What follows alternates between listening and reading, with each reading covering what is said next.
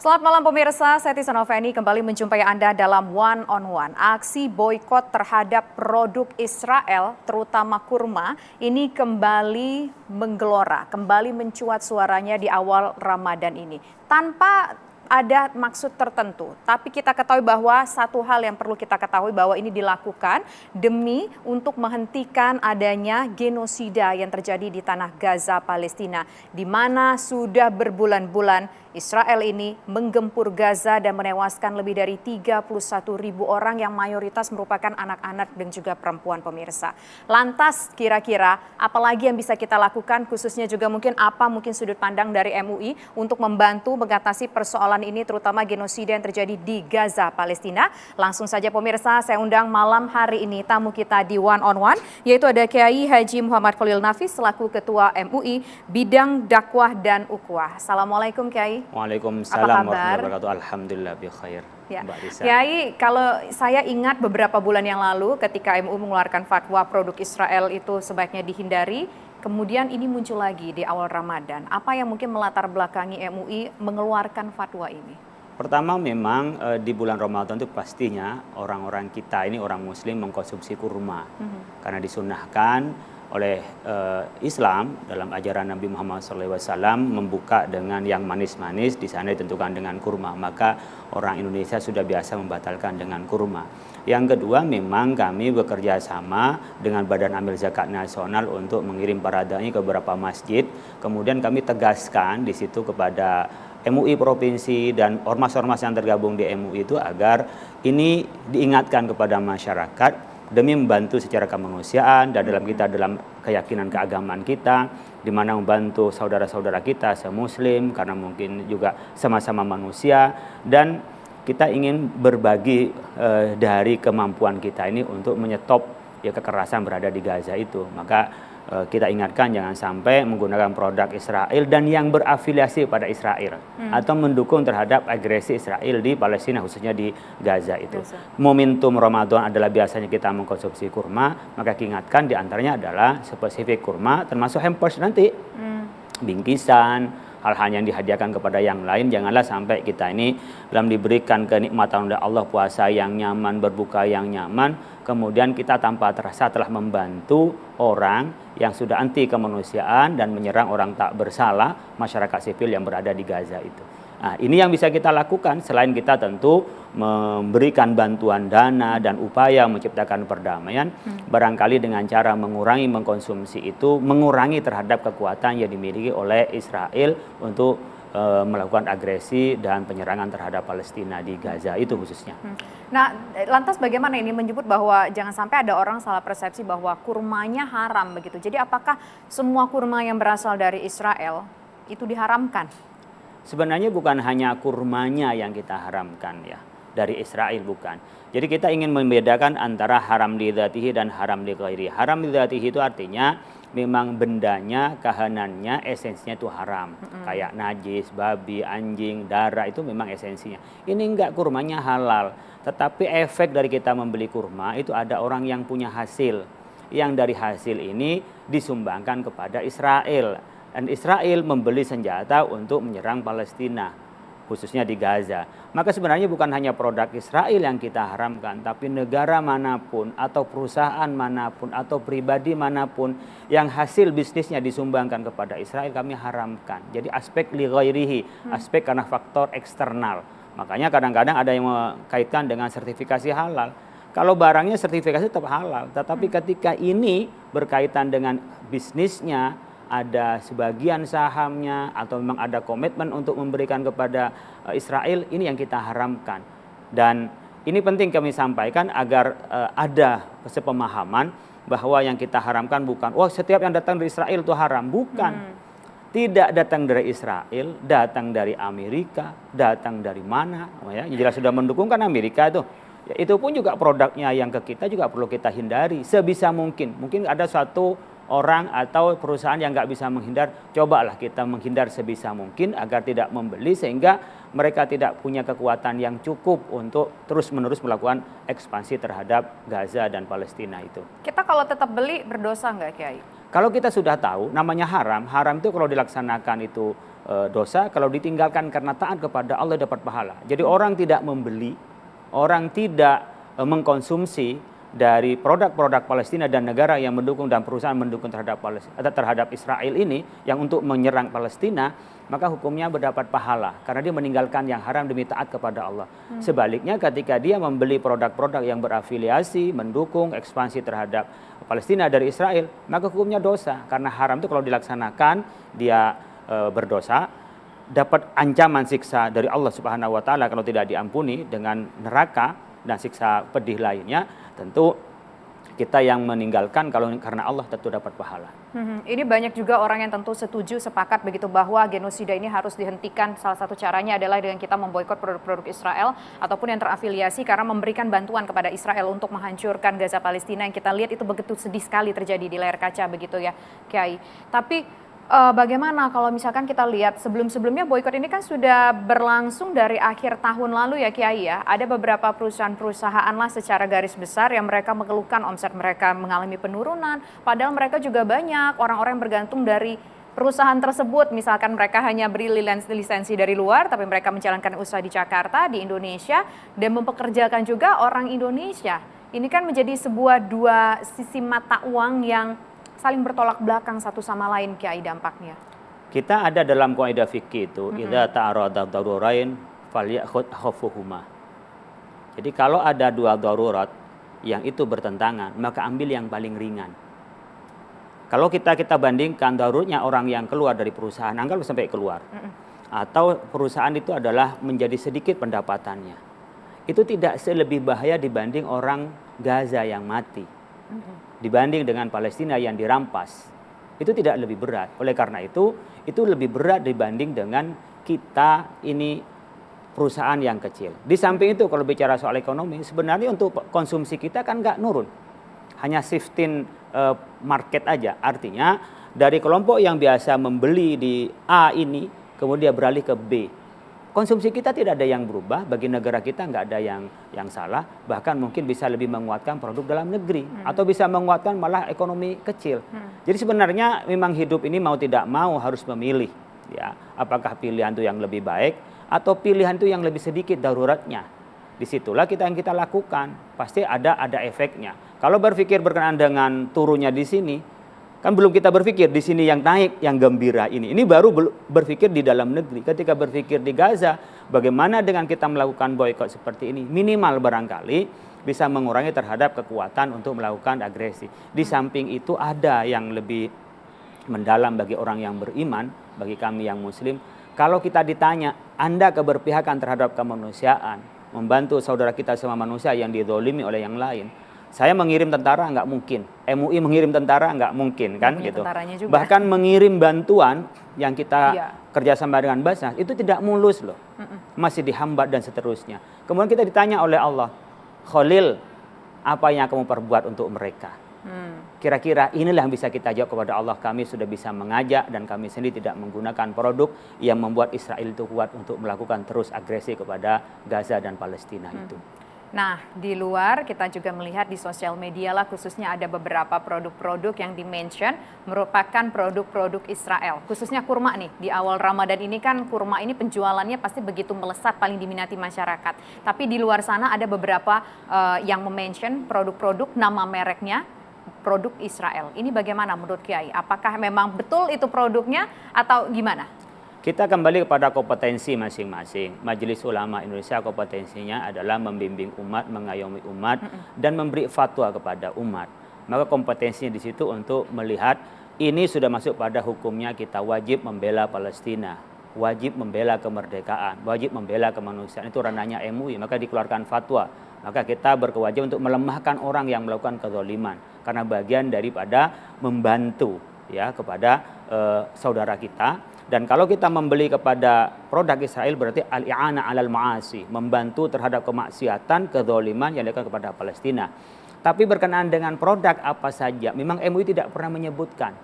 Hanya menyebutkan pada produk Israel dan produk-produk berafiliasi atau mendukung terhadap agresi Israel. Kenapa kami tidak menyebut?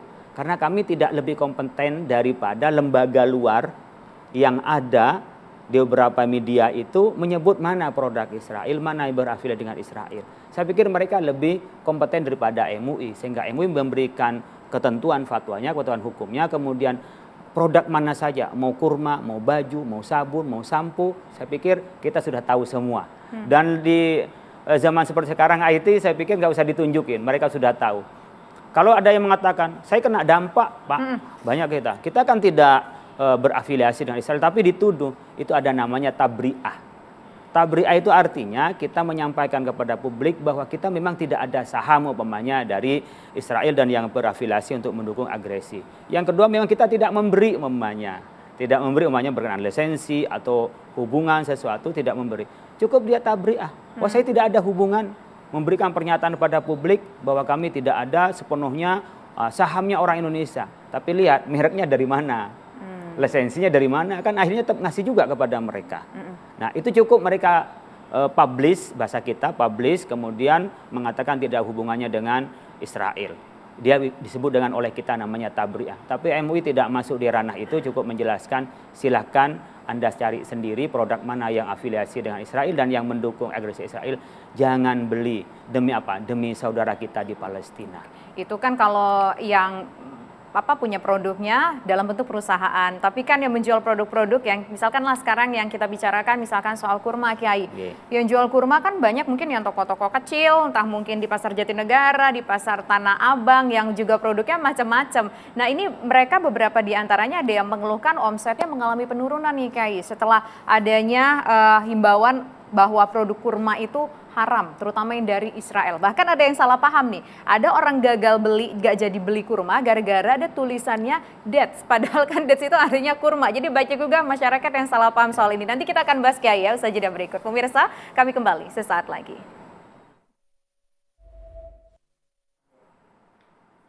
Anda kembali di One on One, pemirsa. Kiai, sejalan dengan pertanyaan saya sebelum commercial break tadi, kita lihat dulu cuplikan berita berikut ini. Nah ini pemirsa, ada sebuah cuplikan informasi disebut jual kurma Israel karena kata dates. Pedagang Pasar Jatinegara berucap itu kan bahasa Inggrisnya, bukan berarti ini dari Israel. Nah ini jadi ada sedikit kesalahpahaman dari masyarakat di luar sana ketika belanja di pasar. Oh itu ada kotaknya tulisannya dates, oh ini ada labelnya dates segala macam begitu. Jadi nggak jadi beli, padahal mungkin belum tentu itu produknya Israel. Kalau saya malah lebih ke hulunya lagi. Kenapa tuh? Bagaimana pedagangnya itu yang menyeleksi. Jadi para pedagang bisa declare itu enak. Jadi produk-produk yang memang itu ada dari Israel, afiliasi pada Israel, udah nggak usah dijual di situ, atau masih ada pilihan. Makanya kita di dalam fatwa itu menyerukan sebisa mungkin meninggalkan atau tidak membeli produk Israel yang berafiliasi kepada Israel. Nah, ini kan banyak kurma, ada Aljazair, ada Saudi, bahkan dari Qatar dan beberapa kurma, sehingga banyak pilihan. Maka yang mereka yang tentu lebih edukatif, saya pikir penjualnya ya, lebih ngerti tentang dari mana. Karena kan memang ada dari 30 yang di list dari laman Australia itu saya baca ada date-nya juga itu. Jadi mungkin orang terbawa ke sana. Maka untuk lebih mudahnya saya pikir para pedagang sudah jangan beli yang itu sudah ada di dalam data-data yang valid di beberapa media, itu nggak usah dijual, sehingga declare semua produk ini Ibu Bapak tidak ada hubungannya dengan produk-produk Israel dan produk yang mendukung Israel. Kalau perlu buat spanduk depan toko ya, tidak menjual produk-produk kurma asal Israel gitu ya. Saya pikir bagus itu, artinya kita juga memberikan awareness ya kepada masyarakat itu, dan kemudian juga ada rasa mereka membantu loh dengan tidak membeli. Bagaimana Allah memberikan jalan untuk kita berbuat kebaikan di bulan Ramadan ini. Selain kita berpuasa, ibadah lainnya, tidak membeli itu ada nilai ibadahnya. Dan ini diputuskan oleh para ulama yang tentu para ulama tahu dalilnya, lebih ngerti tentang bagaimana agama, dan dia bertanggung jawab di hadapan Allah Subhanahu wa taala tentang fatwanya. Nah, dengan cara tidak membeli, memberi edukasi adalah bagian dari sosialisasi terhadap fatwa itu, sehingga memberikan pengetahuan pada masyarakat. Saya tidak ingin umpamanya masyarakat salah ya. Tidak ingin, oleh karena itu yang lebih ngerti yang memberikan edukasi. Dan biasa baik-baik pedagang itu tidak hanya menjual barang, tapi memberikan edukasi pada pembeli, termasuk dalam hal ini adalah penjual kurma itu. Tapi begini juga Kiai, mungkin banyak juga penjual kurma yang sudah stok barangnya dari beberapa bulan yang lalu, mereka beli produk-produknya dari Israel. Kan Israel itu katanya harga kurmanya lebih murah karena disubsidi sama pemerintah Israel itu sendiri, biar bisa lebih compete gitu di pasaran. Itu gimana nasibnya mereka? Apakah kurmanya harus ya sudah diikhlaskan saja, tidak dijual begitu, atau ya sudah coba kita jual gitu, atau gimana Kiai sarannya dari MUI? Ini saran ya secara pribadi bukan dari MUI, tapi di dalam penjelasan fatwa MUI dijelaskan bagaimana yang terlanjur beli. Orang terlanjur beli itu tidak berarti haram dimakan. Saya tadi sampaikan di awal bukan haram li dzatihi tapi haram li ghairihi. Kita udah terlanjur beli, maka ini jangan dibuang. Sayang-sayang. Maka apa? Ya kalau orang biar tidak memberikan untung kepada orang lain, bisa juga disedekahkan. Intinya jangan sampai ini dibuang sia-sia, kemudian wah karena punya Israel dibuang, sampo udah terlanjur beli, habiskan saja dipakai, tapi berikutnya jangan beli kembali. Yang ini punya pedagang bagaimana? Gimana lah dibanyakin sedekahnya daripada dijualnya kan gitu ya, karena ini akan memberikan keuntungan pada mereka sehingga kita akan al-i'ana 'alal ma'asi, menjadi membantu menolong terhadap kemaksiatan karena memberikan hasil kepada Israel itu. Tapi persoalannya juga memang sih kita nggak punya hubungan dagang, kita nggak punya hubungan diplomatik juga secara langsung dengan Israel. Ya. Tetapi barang mereka itu masuknya mungkin melalui pihak-pihak ketiga, Kiai, yang itu kita juga nggak notice, yang itu juga kita mungkin nggak paham. Jangan-jangan nanti udah masuk dari negara yang perantaranya, negara mediatornya, diganti labelnya, tapi ternyata dari Israel. Itu gimana caranya? Kalau pemerintah kan nggak punya landasan hukum untuk melarangnya. Ya, artinya yang beredar dari mana sebatas semuanya yang pihak ketiga yang membeli ke Israel, kemudian yang pihak ketiga punya hubungan dengan kita, punya izin masuk, kita kan nggak bisa nolak, atau barangnya bukan sesuatu yang bisa ditolak. Kita hanya ingin al-istighna, kita ingin mencukupkan diri dari produk mereka. Biarlah ini gerakan massa, gerakan masyarakat. Kalau pemerintah ketepatan bisa nolong, mengedukasi, alhamdulillah. Tapi andaikan tidak, ini cukup dari kita sebenarnya. Kalau masyarakat sudah tidak membeli, maka otomatis. Dan pemerintah tidak dirugikan apa-apa. Kenapa? Karena juga tidak ada penurunan daya beli, hanya beralih shifting market saja, beralih dari suatu perusahaan ke perusahaan yang lain. Jadi untuk berkenaan dengan daya beli masyarakat tidak ada yang berbeda sama sekali dalam hal ini. Nah kita memang berharap terus konsisten sebagaimana diharapkan oleh kita, dan sikap pemerintah kita acungin jempol ya, sama dengan masyarakat untuk membela Palestina ini. Maka kalau itu bisa diterapkan dalam perdagangan, diminimalisir mungkin bisa masuk ke sini, sehingga tidak ada masyarakat yang merasa karena tidak tahu, bahasa kita terpetik kecolongan sehingga membeli produknya Israel. Seperti tadi pedagang inginnya kan hanya dapat untung. Tapi ternyata kok ini bisa dirugikan gara-gara kami membeli produk mereka dan masyarakat tidak membeli, atau ketika dijual lagi kita menjadi dosa karena menjual barangnya dari Israel yang membantu terhadap kepentingan Israel umpamanya. Menjadi dilematis minimal umpamanya. Maka pemerintah kalau memberikan edukasi agar produk-produk Israel dan mendukung Israel itu diminimalisir mungkin tidak masuk ke Indonesia, dan bisa carikan alternatifnya dari produk lain. Oke, baik ya, kita akan mencoba menengok bagaimana kondisi cuplikan dari saudara-saudara kita di Gaza Palestina ketika mereka berbuka puasa di awal Ramadan berikut ini, pemirsa.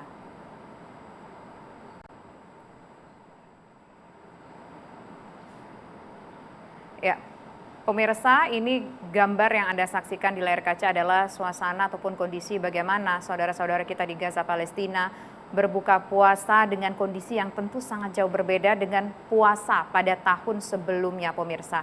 Mereka yang bisa dikatakan mungkin cukup beruntung dibandingkan dengan warga-warga Gaza lainnya yang sama sekali tidak bisa makan. Banyak di antara mereka yang jangankan berpuasa, pemirsa, dapat makan aja susah begitu. Mengantri makanan, menunggu bantuan pun juga sambil bertaruh nyawa. Banyak di antara masyarakat Gaza di sana yang mereka akhirnya tidak mendapatkan bahan makanan, justru meregang nyawa ketika berusaha mendapatkan bantuan yang diturunkan dari sejumlah pesawat-pesawat bantuan yang ada. Nah, Ustadz, apa yang mungkin bisa kita lihat dalam kondisi seperti ini? Apa mungkin yang bisa kita sampaikan juga kepada masyarakat Indonesia mengenai kondisi saudara-saudara kita di Gaza yang penuh dengan keprihatinan berpuasa dalam kondisi yang benar-benar sangat menyedihkan sekali? Iya, kalau yang tadi itu masih enak ya, dibanding dengan saudara kita yang ya Allah, mereka hidup tidak menentu, mereka sedang nyaman-nyaman di bom. Bisa bayangkan Mbak Tisa melahirkan anak, Mbak Tisa yang mengambil puing-puingnya yang menguburkan. Kalau memang yang dibom itu adalah Hamas, sesama memang pejuang, saya masih memaklumi karena dia adalah memang lawannya dan tentara. Tapi masyarakat sipil yang nggak berdosa itu. Sekarang saya tadi dengar, saya selesai khutbah di Masjid Pondok Indah itu. Ada dari imam Palestina. Dia ngomong di depan publik menceritakan, udah banyak yang kelaparan. Kita ini baru puasa dari subuh sampai maghrib. Banyak yang kelaparan. Terus kemudian kita membantu dengan orang yang bikin kelaparan itu. Bantuan kita yang dari Indonesia lewat Basnas itu tidak lancar bisa masuk pada mereka. Ketika saya bercerita dengan teman-teman ketika kemarin saya ke Aljazair, ya diundang di Aljazair, mereka bercerita juga bagaimana bantuan juga tidak bisa masuk. Kain kafan yang hanya bisa masuk. Coba bayangkan kalau kita di sana, kemudian kita seakan-akan di sana nggak ada apa-apa umpamanya, atau kita tidak ada perhatian apa-apa. Itu gak usah pakai nalar agama lah, agak nalar kemanusiaan. Saya ngelihat umpamanya di YouTube atau di beberapa media itu, sebuah kuda yang dikejar oleh singa itu lari, tapi ketika anaknya itu mau dimakan oleh singa, dia ngelawan terhadap singa, menjadi berani. Saya bayangkan mengapa melakukan perlawanan seperti di Gaza. Anaknya tak berdosa, mati, kemudian meninggal, kemudian wafat. Bagaimana mereka tidak berontak? Jadi menurut saya dengan cara kita melakukan yang kita lakukan ini belum ada apa-apa. Tetapi inilah pertanggungjawaban kita sebagai manusia, pertanggungjawaban kita sebagai beriman kepada mereka yang tadi rumahnya nggak jelas. Kalau saya itu tiap pagi menyaksikan berita-berita dari luar ini melalui saluran Al Jazeera dan Al Arabia itu, yang berbahasa Arab, saya melihat langsung apa yang berkembang setiap saat itu. Mengenaskan. Jadi kalau kita tidak berpihak, kita akan ditanya pertanggungjawaban kita. Kita kan kalau di sana tuh mayoritas Muslim ya, 93% itu Muslim di sana, di Gaza itu. Bisa bayangkan kalau innamal mu'minuna ikhwah, kita semua Muslim itu adalah persaudaraan. Kal jasadil wahid diumpamakan sebagai satu tubuh. Kalau kaki sakit, mulut ikut ngeluh juga, tangan sakit juga, kepala ikut sakit. Itu kan satu tubuh. Kemudian yang bisa kita bantu adalah kal bunyanil wahid. Kita bagaikan satu bangunan saling menguatkan. Yang kita lakukan ini saling menguatkan.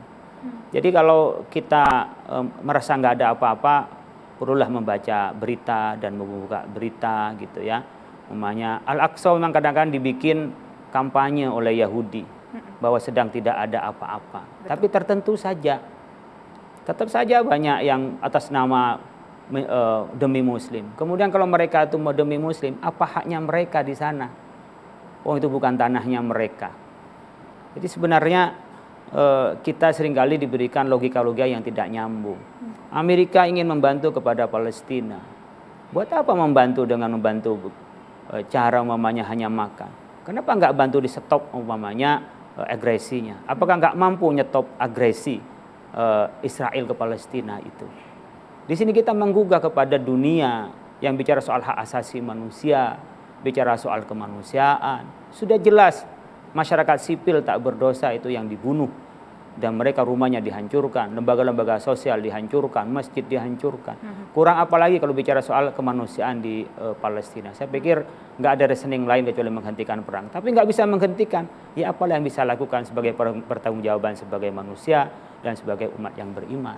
Ya, tampaknya memang Israel tengah merasa berada di atas angin, begitu mungkin dengan kesombongan yang mereka miliki. Lantas kita juga melihat bahwa banyak negara di dunia ini yang sudah mengecam Israel, menghentikan agresi militernya, setidaknya mereka menghentikan dululah perang di bulan suci Ramadan ini. Tapi juga tampaknya tidak didengarkan oleh Israel. Nanti kita akan bahas usai jeda berikut. Pemirsa, kami kembali sesaat lagi. Kiai menjawab pertanyaan yang menggantung tadi. Banyak negara yang sudah mengecam Israel. Bahkan terakhir Amerika juga mengatakan, hentikanlah, lakukanlah gencatan senjata setidaknya ketika bulan Ramadan saat ini. Tapi mereka tetap tidak melakukan itu, memberikan persyaratan-persyaratan yang dirasakan mungkin tidak masuk akal. Ya kalau kita ngelihat pada sejarah Israel, kan memang orang yang melampaui batas. Ya'tadun diibaratkan dalam Al-Quran itu. Bahkan para nabi yang diutus pada mereka, mereka bunuh. Jadi tidak sedikit orang-orang yang di sekitar Israel itu, ketika mereka bicara lantang itu dibunuh. Dan mereka nggak mendengar itu karena memang mereka tidak pernah mendengar nasihat. Itu kan di dalam Al-Quran. Itu ujian bagi kita. Tapi bagaimanapun kita harus berbuat. Makanya sebenarnya bukan Israelnya yang kuat, tapi pendukung di belakang Israel, komunitas Yahudi, dalam arti Yahudi sebagai ras ya. Tapi ada yang Yahudi sebagai agama. Yahudi sebagai agama itu ya masih mempunyai nurani dan mempunyai kitab suci, tapi Yahudi sebagai ras ini yang melampaui batas dan mereka hanya ingin bikin negara Yahudi itu. Dan mereka ingin menunjukkan tentang bagaimana entitas mereka yang selama ini mereka merasa tidak punya entitas negara sebagai negara Yahudi itu.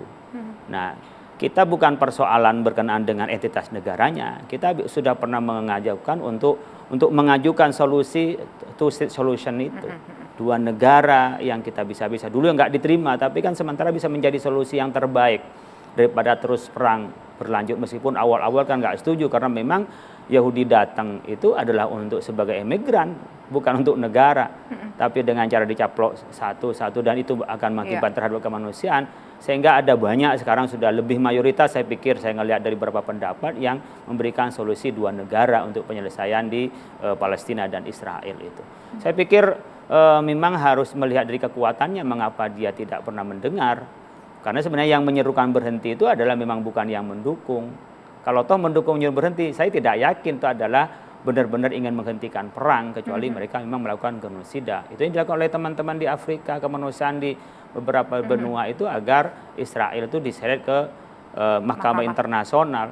Karena memang keputusan-keputusan atau kesepakatan-kesepakatan tidak pernah dipatuhi. Coba yang lain tidak dipatuhi kan diserang. Tapi Israel kok tidak. Diskriminatif sekali ya. Disitulah saya pikir mereka memang ada persekongkolan lah ya untuk bikin negara di sana dan bagaimana mereka melakukan agresi terhadap Palestina. Kita pun juga sebagai negara yang begitu miris sekali melihat kondisi yang terjadi terhadap saudara-saudara kita di Gaza Palestina juga berupaya untuk melakukan upaya diplomasi seperti yang dilakukan oleh salah satunya pemirsa adalah Menteri Luar Negeri Retno Marsudi. Berikut ini kita lihat cuplikannya pemirsa. Ini adalah momen ketika dalam sebuah ajang, dalam sebuah conference sidang Dewan Keamanan PBB, Ibu Retno Marsudi hadir di sana dan memberikan pandangan-pandangannya. Namun ketika perwakilan dari Israel berbincang atau perwakilan dari Israel menyampaikan pidatonya dalam persidangan tersebut, Bu Retno memilih untuk keluar dari ruangan persidangan tersebut. Bagaimana menurut Kai? Saya sangat respect ya kepada Bu Retno Marsudi, Menteri Luar Negeri kita. Perempuan yang tangguh menurut saya. Ketika kemarin kita mengadakan aksi di Munas, ya ada mungkin jutaan lebih pas awal-awal agresi Israel kepada Gaza itu, memang jadi idola kita, representasi pemerintah yang sangat membanggakan. Jadi kami pun mendukung bahwa itu adalah sikap kami, artinya Indonesia itu utuh dalam hal ini.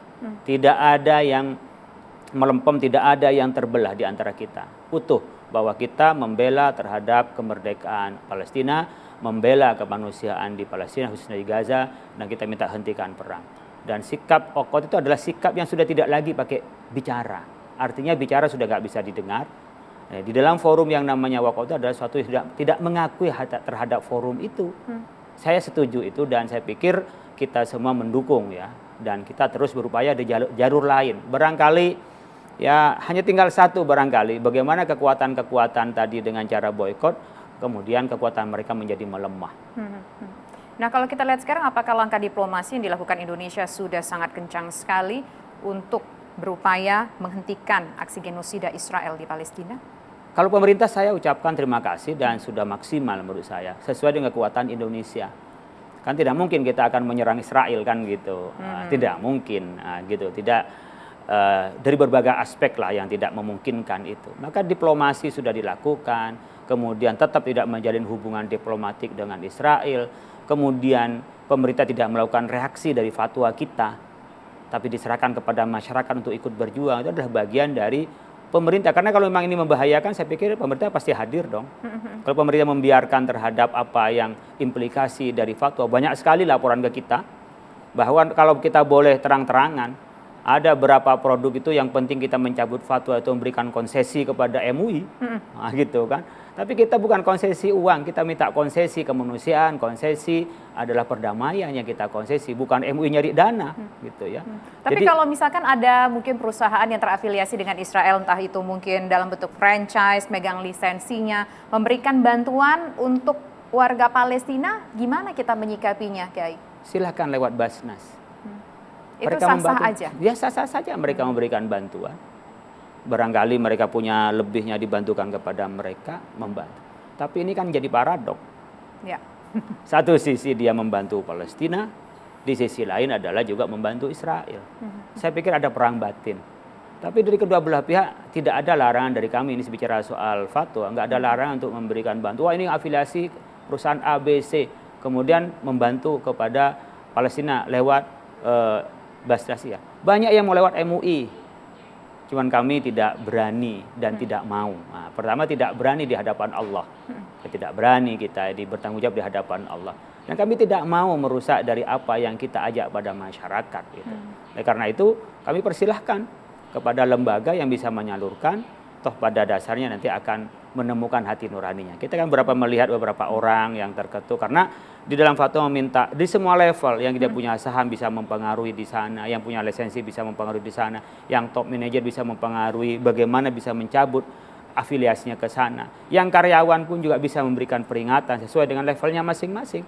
Seperti apa yang terjadi? Kembalikan, karena mereka punya maslahat, punya cara masing-masing setiap perusahaan, setiap lembaga itu.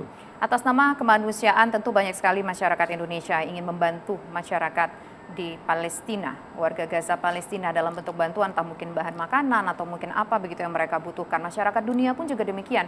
Tetapi persoalannya adalah bagaimana untuk menyalurkan itu semua. Bantuan sulit untuk masuk ke sana. Satu-satunya cara adalah dengan menggunakan payung terjun, diturunkan, dan itu pun juga nggak tepat sasaran. Banyak yang jatuh sampai di laut, begitu nggak diterima sama masyarakat. Kemudian juga ada yang sampai akhirnya payungnya itu nggak mungkar sempurna, malah ketiban sama warga Gaza yang tengah mengantri bantuan di bawah, meninggal 5 orang. Dan ada juga yang sedih kalau kita lihat ketika mereka berharap yang jatuh itu bantuan, justru mereka ditembak-tembakin. Bahkan sampai ada yang, mohon maaf Ustadz, sedih banget dengernya, di bulldozer ibarat kata seperti itu Ustadz. Gimana melihat ini Ustadz? Ini benar-benar di luar nalar akal sehat manusia rasanya. Ya, termasuk yang memberi bantuan di luar nalar sehat manusia. Kalau Indonesia, negara sekitar Indonesia, nggak punya kemampuan mencegah militer, memberi bantuan itu ada hanya cara itu yang bisa dilakukan. Bahasanya kita dalam hadis itu kita tidak bisa ingkar bilyat. Kita nggak punya kuasa untuk menghentikan perang. Maka kita bisa bil lisan, bil mal, dengan harta, dengan lisan, seruan itu yang bisa kita lakukan. Nah, kalau umpamanya seperti negara-negara yang punya kuasa bisa menghentikan perang, yang sementara mensupport, coba nggak disupport. Saya pikir dengan sendirinya lemah. Ketika kemarin diwajibkan ya untuk militerisasi. Jadi warga Israel diwajibkan militerisasi. Mereka banyak nolak, bahkan mau pindah dari Israel. Kalau umpamanya dikuatkan, bagaimana tidak dibantu militernya, nggak dibantukan keuangannya, saya yakin juga mereka akan berhenti. Jadi daripada membantu pada orang-orang Palestina, negara-negara yang kami tadi sebut itu, bisa nggak dia menghentikan perangnya saja daripada itu? Kalau logika yang sederhana saja lah, gimana perangnya didorong, ekspansinya didorong, kemudian orangnya yang terkena musibah tanda kutip, orang yang diserang itu dengan berbagai kejadiannya diberi bantuan dari atas, dan itu tidak maksimal. Kira-kira kan nggak masuk akal juga kalau dihitung-hitung dengan pola seperti itu. Apa saya yang nggak nyampe di sana dengan teknik perang, tapi menurut saya ada orang berantem sederhananya, ini dipukul habis-habisan, kemudian kita bantu dia, keluarganya bawa berobat. Kenapa nggak dihentikan saja berantemnya ini? Bahasa gampangnya itulah. Saya nggak tahu, mungkin lebih tinggi ilmu militer yang saya belum tahu. Tapi ya itu yang sependek saya ketahui. Kita berbicara dari sisi kemanusiaan begitu ya Kiai ya. Baik, nanti kita akan berbincang lagi lebih jauh lagi pemirsa, usai jeda berikut tetaplah bersama kami.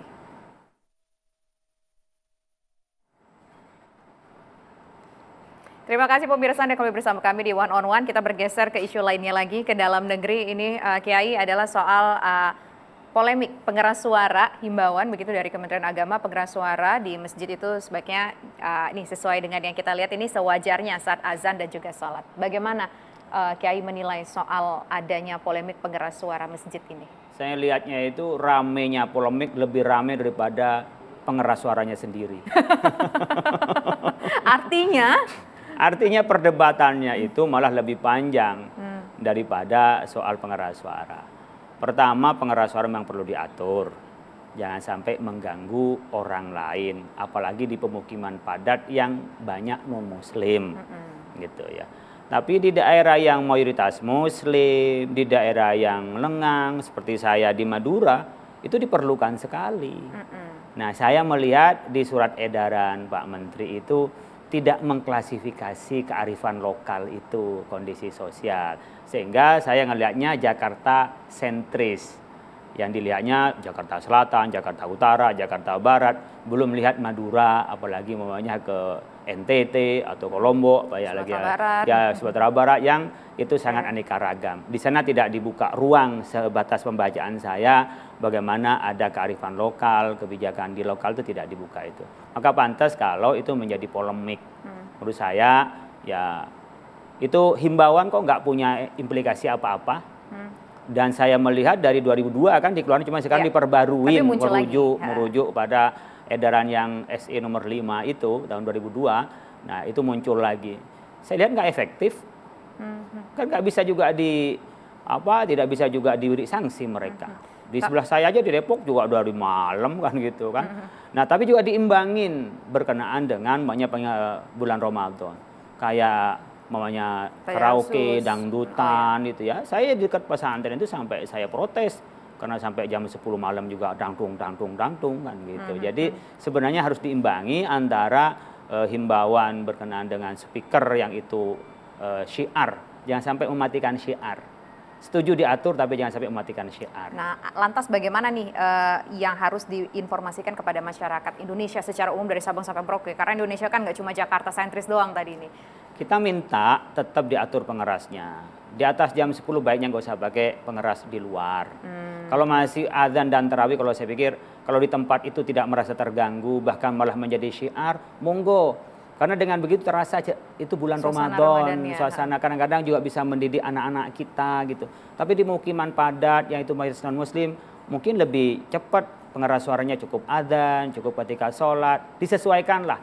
Intinya tetap butuh syiar, tapi syiar jangan sampai mengganggu terhadap ketentraman orang lain, baik itu muslim maupun non-muslim. Perhatikan juga lingkungan daerah seperti apa begitu ya Kiai ya, dan kearifan lokal karena iya, kita nggak usah grogi lah. Orang non-muslim pun juga memaklumi dengan kita Ramadan, sebagaimana kita memaklumi terhadap hari-hari besar dari agama lain, tapi juga kita jangan saling mengganggu dan kita juga saling memfasilitasi. Nah, itu namanya toleransi, tidak satu pihak gitu ya. Nah, satu lagi nih juga soal adanya usulan dari Muhammadiyah supaya jangan diadain aja nanti ke depannya sidang isbat. Sayang lah udah ada anggarannya. Terlepas dari itu gimana nih? Bukan masalah anggaran doang. Nah, yang kedua sayang lah dari jadi ajang silaturahim. Sayang lah sudah jadi syiar. Kalau nggak ada nanti umpamanya sidang isbat, lalu siapa yang mau isbat? Saya tadi bercanda aja itu. Jangan dimasukin atau keceplosan ya? Iya. Bukan keceplosan nih Kiai. Bukan, nah, udah ada. Bercanda aja. Kan disangsikan juga sayang-sayang anggaran. Yang lain juga pakai anggaran. Ini anggaran sedikit kok. Paling cuman kue-kue doang, nasi-nasi kotak kan gitu kan. Maksud saya, pertama kalau ini tidak ada sidang isbat, kemudian pemerintah mau hadir di mana di dalam memfasilitasi kita beribadah. Kalau sudah ada isbat, kita hanya ikhbar namanya. Kalau isbat itu menetapkan hukmul hakim ilzamun wa yarfa'ul khilaf. Tetap hakim itu adalah mengikat dan menghilangkan perbedaan. Kemudian ormas-ormas NU, Muhammadiyah, Perti itu adalah ikhbar, mengkabarkan. Ini udah ditetapkan oleh pemerintah bersama dengan kita para ulama yang diundang, ada perwakilan pemerintah, ada perwakilan juga di DPR, ada perwakilan dari ormas menetapkan, kemudian ormas mengkabarkan. Itu kan hadirnya pemerintah. Yang kedua, ada ajang silaturahim. Di sini antar kita ini kumpul, kemudian juga ada negara sahabat, duta besar juga hadir. Yang ketiga ada silaturahim di antara kita. Syiar dari silaturahim itu muncul. Yang ketiga adalah syiar. Oh, diumumkan besok puasa jangan lupa niat ya, sehingga besoknya kita berpuasa itu lebih firm dengan adanya minimal 3 unsur itu yang ada pentingnya sidang isbat. Saya masih mendukung adanya sidang isbat. Soal ada yang berbeda, kemudian ada yang usul, itulah demokrasi. Saya pikir sah-sah saja. Mungkin koreksi juga. Kenapa? Agar sidang isbat lebih efektif, mungkin lebih efisien dan seterusnya. Emang selama ini nggak efektif nggak efisien? efisien. Ya kalau sudah efisien mungkin lebih efektif kan nggak ada salahnya. Nama juga usulan. Iya.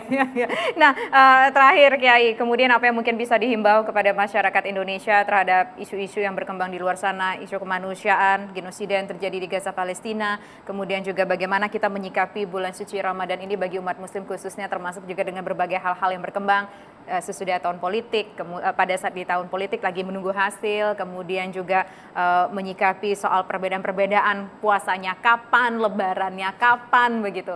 Apa mungkin yang bisa disampaikan kepada masyarakat Indonesia mengenai hal tersebut secara keseluruhan? Orang yang cerdas itu bisa memanfaatkan fenomena untuk kebaikan diri dan meningkatkan kebaikan diri. Oleh karena itu fenomena-fenomena ini dijadikan untuk sarana tambah khusyuk, mendatangkan banyak pahala.